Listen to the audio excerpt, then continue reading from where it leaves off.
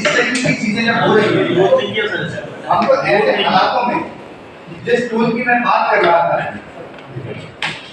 तो ये गांव वालों को समझाने के लिए जो ग्राम सभा है, जो टोला मजरा है, तो उनकी पारंपरिक सीमा होती है जिसको ट्रेडिशनल बाउंड्री,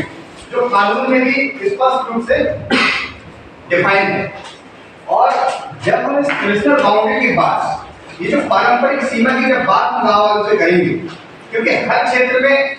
हर गांव में अलग अलग नाम से जाने जाते हैं। जैसे मंडला और टिंगोली की जब मैं बात कर रहा हूँ, तो हमारे क्षेत्र में इसको मेरो के नाम से जानते हैं,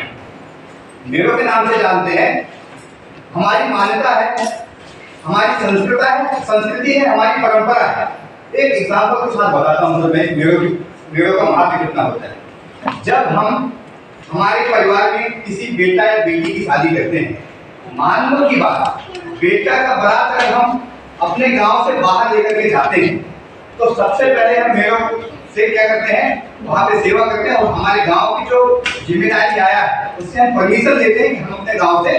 बाहर जा रहे हैं। ये हमारी संस्कृति है, ये हमारी परंपरा है, ये हमारी मान्यता है। तो हम इस मेरो में जब तक अपनी सेवा नहीं करेंगे, हमारी अगरबत्ती नहीं लगाएंगे, जो भी हमारी मान्यताएं हैं, हम उनको जब तक पूरा नहीं करते, बारात इस मेरो से, ये इस पारंपरिक सीमा से हम लोग बाहर नहीं जाएंगे। फिर वहाँ जब शादी होती है और जब दुल्हन को जब हम वापस लेकर के आते हैं, तो वापस आने से पहले भी हम यहाँ पे जो हमारा मेरो रहता है, जो रास्ते में हर जगह मेरो में तो पूजा नहीं कर सकते, लेकिन एक निश्चित जगह जहाँ से हमारी जो गांव के लोगों की आवाजाही रहती है, वहाँ एक निश्चित जगह रहता है जहाँ पे हम पूजा पाठ, अगरबत्ती, नारियल, या जो भी हमको देना है, जो भी प्रकार की सेवा करना है, उस प्रकार की सेवा करके हम अपने जो दुल्हन को जो लेकर के आते हैं, तो उसके बाद हम प्रवेश करते हैं।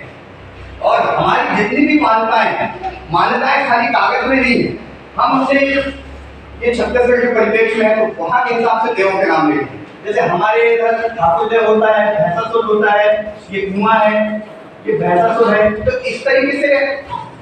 नाम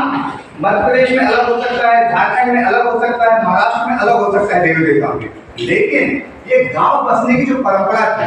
ये गांव बसने की परंपरा जब शासन और प्रशासन के द्वारा उस क्षेत्र या उस सीमा या उस वन का निर्धारण या उस क्षेत्र को बांटा नहीं गया था, तब से ये जो सीमा है तब से प्रचलन में है। तो इस सीमा को न वन विभाग हमको बता पाएगा, न राजस्व विभाग बता पाएगा। इसको जो गाँव के जो लोग हैं, गांव के जो लोग हैं, मुकद्दम है, कुटवार है, बैगा है, पंडा है, वहाँ का वो लोग इस सीमा को निर्धारित करते हैं। और इस सीमा का प्रतिवर्ष सबसे पहले इसको झाड़ते हैं, झाड़ने के बाद उसका पूजा करते हैं। तो ये जो प्रक्रिया है, इस प्रक्रिया के साथ जब हम सीएफआर में जाएंगे और उनको ये बताना पड़ेगा हमको गाँव वालों को कि ये ग्राम सभा को कि आपको जो अधिकार मिल रहा है वो आपके पारंपरिक